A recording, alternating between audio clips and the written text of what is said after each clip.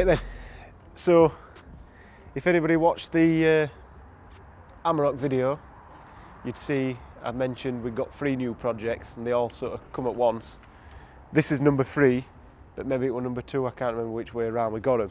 But anyway, 125D.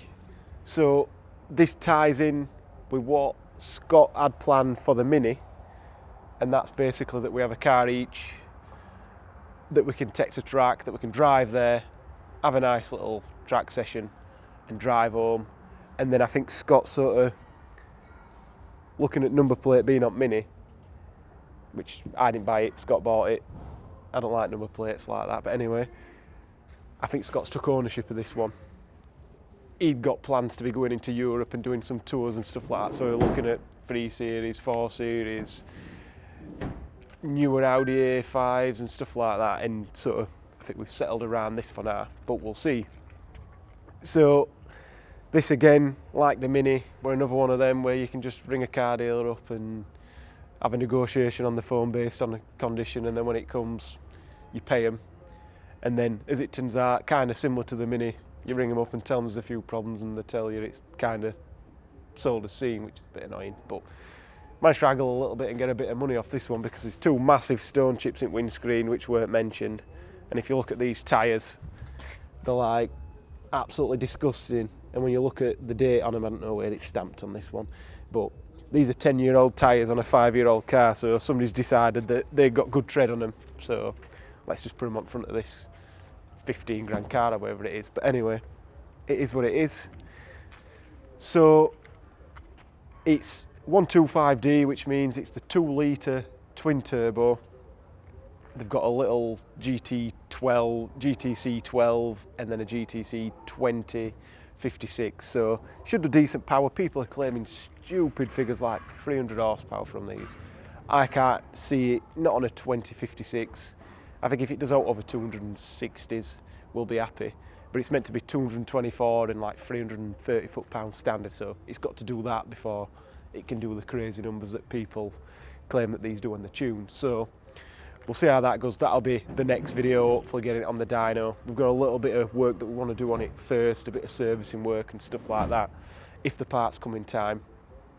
It's done 75 or something like that, so we're wanting to get the ZF 8-speed gearbox serviced and stuff like that. So we'll have a quick look round it and then we'll get it in the workshop and do the first job. So obviously it's got all the M Performance stuff. It's not got the M Performance brakes, but we'll talk about that in a bit. Red leather, so the seats in these are just the same. Need to turn radio off before we end up getting YouTube police on his backs. But the seats in these, definitely not track focused whatsoever. The ones in the Mini, I think I'll have a better time on track when we first take them before we put all the fancy seats and stuff like that in. But anyway, it's nice, decent thing. It's got everything that you need it to have. It's got aircon and all that crap like all the new modern cars have got. Nice and clean inside. I think it don't look, done a story with this like they always is from a car dealer, 76 FAU, that he'd sold it years ago and it's only been up and down the motorway and blah de blah de blah, load of rubbish. But it looks pretty tidy inside. But everybody's come here for the engine as usual. BMW double pull. So the bonnet's just open, so you can see here, nice little engine sat really far back. So that's obviously the difference in the rear wheel drive to the front wheel drive stuff. Your front wheel drive car, your engine sort of sat here, hanging off at front, and obviously in the 6-cylinder BMWs, your engine's right up at the front here. So I do prefer either 4 cylinders drive, especially on track. You can tell that a little bit better balance, but anyway. So that is the little turbo up here. So it's not, the wheels are tiny, but the housings are not tiny. But then the big turbo down at the bottom is not really that big either. So this says twin power turbo. Is this bolted on or is it just clip on? Pull. So as you can see on this one, I'm going to upset Owen if I rip that out because they're right bugger to get in. Compared to the Mini, this has got piezo injectors, which is 2,500 bar system, The Mini's a 2000 bar system, if I remember correctly. So this is doing a lot more pressure as standard. We're not going to be able to nudge it as hard as we'd probably want to do. Might end up having to change rail pressure sense and stuff, which we have got upgrades available for them, so that's not a big deal. So yeah, that is going to be an absolute pain in the ass to put back. But we'll sort that out another time. So this is the B47 engine. So this is a 15. So it's not got AdBlue. That came in about 2017, something like that. But this is the B series engine. The earlier ones did have the N series engine, which, if you watch the old video of our sort of initial project idea, it just crapped itself. Not a big fan of them N series engines. I don't think the B series has quite had its chance to cause problems, but looking at the power figures that these do and the single turbo engines, I think this engine is quite a good base to start tuning from. But obviously, being a twin turbo, we're probably not going to do any more than the standard turbo will do on this. The Mini, we might do a bigger turbo on that. I'd like to do a big turbo on that, but we'll see how this one goes. We've got many different options where we can go tuning wise, but the idea is to sort of have two cars that are similar balanced in power to weight, similar sort of tyres. Like this might get a little bit wider tyres on, but not a lot wider, and then we can just have fun and swap over and have a play in front wheel drive, rear wheel drive. Some days the front wheel drive will perform better, some days the rear wheel drive will perform better. So that's the plan anyway. So yeah, I don't think there's really much else I want to talk about. I've not really done anything logging wise to see, but it's pretty cold outside. But the intercools are always crap on these BMWs, so we'll have an upgrade for that. But we'll get all the mods together and we'll talk about them as we're doing them and as we're fitting them. But yeah, I'm sure there's loads of stuff I've missed. Danny will go crazy when camera stops. But we'll get this into the workshop and we'll test fit some wheels.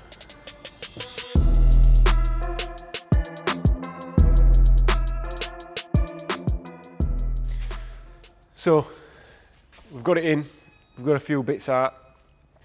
As you can see, we've got the M Performance brakes. These are the same as what we run on our 330D track car. We've had no problems at all with them. The 1 Series, when it comes with the M Performance, the pads are the same, but the calipers are different because these don't need to be as big because they're only a 340mm disc, not a 370 like that.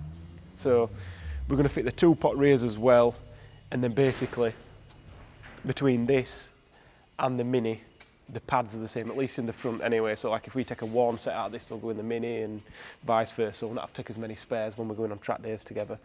So we're running the RS29 or RSL29 pad from Pagid. We have no problems with them on the road and on the track. I'm just going to put them front and rear on this.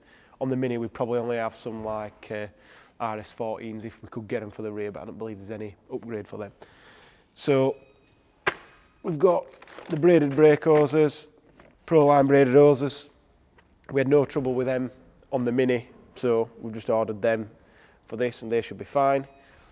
We've got our upgraded stud and nut kit, making wheel changes a bit easier. Scott wanted to have them on. I'm not too bothered if we don't, but Scott likes them. Then the intercooler that we mentioned, how that's going to fit into the tuning, we'll see how the inlet air temps go when we get it on the dyno. And then we've got the roll cage here. So this has come from SW Motorsports.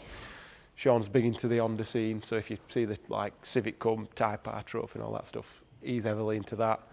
But he does a lot of BMW, and he's going to do the Mini's cage as well. So we'll see how all that works out. So I think we'll unpack that,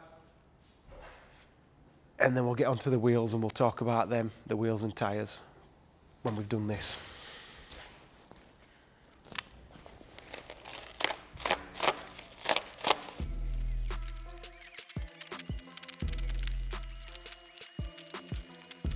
I bet you wish you'd just put GoPro on there, didn't you? It is well packaged.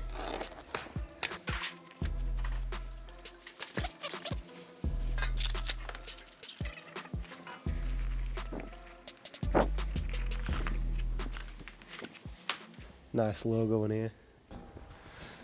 So, finally got that unpacked. Took a little bit of doing, but yeah, it's there.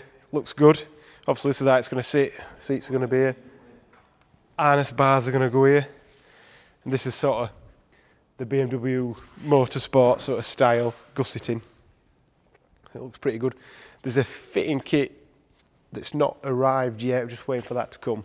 So hopefully people like it in black. I think we should have done it a different colour, but Scott and Danny reckon not. So anyway, that's another job for another day. We're not going to do that just yet. We're going to do it in stages, I believe. So yeah, the next job, have a play with these wheels. So this is the same as the Mini. They're still a bit scruffy from tyre soap, but the same sort of setup. AO52 Yokohama tyres, which is what we use on everything. Love them, really good. Then we've got ZF6. I can't remember the exact spec of these, 18 by 8s. Can't remember the offset exactly. Danny will put it up on screen. So these, we've quickly mocked them up earlier, and the brakes fit straight behind, so we don't need any spaces. Whether we need any to bring them where we want them, not too sure. But we've gone for a 235, where is it? It's kicking about here somewhere. 235 4018, and we've gone for that all the way around. So it's 10mm wider on the front and 10mm narrower on the rear. I think we should have gone for a 245 all round, but Scott reckons they'll be a bit tight on the front, so we'll see when we get them on. Obviously we're going to be cameraing the wheels in, so if they're close to the arches like the Mini, we'll be pulling it in anyway. But we'll see what we can do about getting a wider tyre. I don't think I want to put a wider... Cheers, Scott. Do you remember where you were? No? So yeah, before I was rudely interrupted. So yeah, I think we could have got a 245 all round, but let's see, when we get the wheels on and we get the camber on, we might change that in the future. We've got 8s. Everybody on the forum say 9s are a push, but I'm not sure if they run as much camber as we're going to run. Road cars, 9s might be a push, but on a track car that's going to have sort of a bit more camber, should pull things in. We'll see, I might be talking rubbish, but it's not really, I wouldn't want to go any narrower on the tyre if we were going tons more power, but we're only going to be a little bit more. And the reason they put 245s and 225s is to keep it more understeer balance, whereas we're wanting this to be more neutral, if anything, oversteer balance. So going square is definitely better on a rear drive car. So we'll get it on the ramp, get the wheels whipped off, which means I need to find the locking wheel bolt key, and then we'll go from there.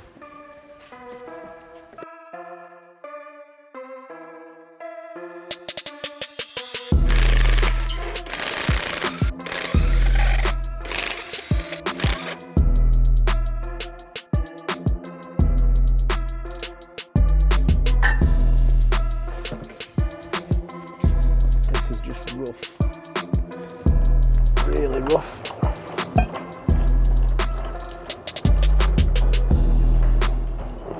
Plenty of room there, isn't there? Yep. Sweet. No messing with spaces at the minute then.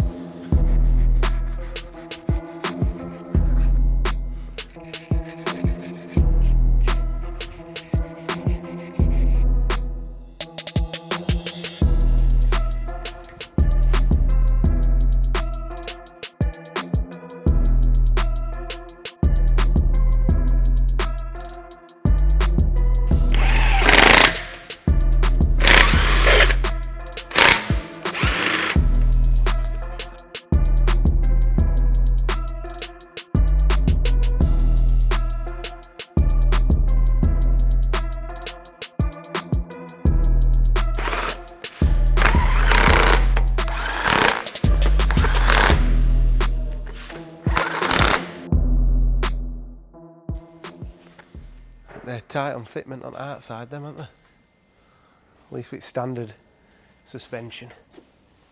Camber settings. About 10 or 15mm inside. So you're definitely not going to get a 9 up front of this, are you? Rear's tight as well. Isn't it?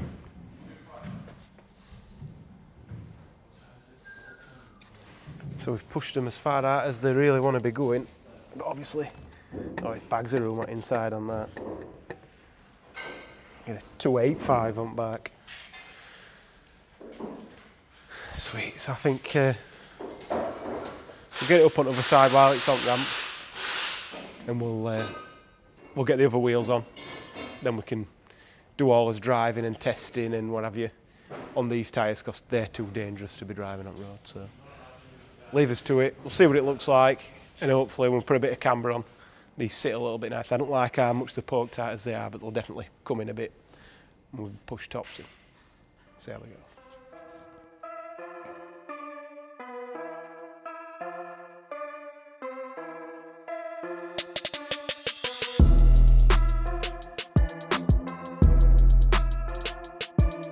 So, finally got them on.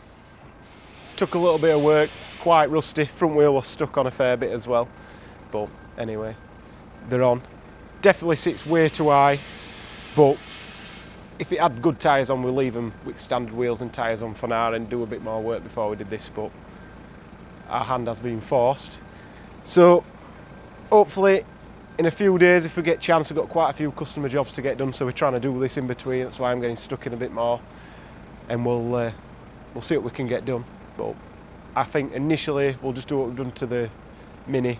We'll just do the map, brakes, all the servicing that we need to do, and probably the intercooler, and that should be enough to get us to the track. Scott Pro wants to do the suspension as well, because this is a little bit more boaty than we expected, but I think that's a bit of cheating, because I don't want to do Mini before we go to track. So see what we can do. We'll go from there. Cheers.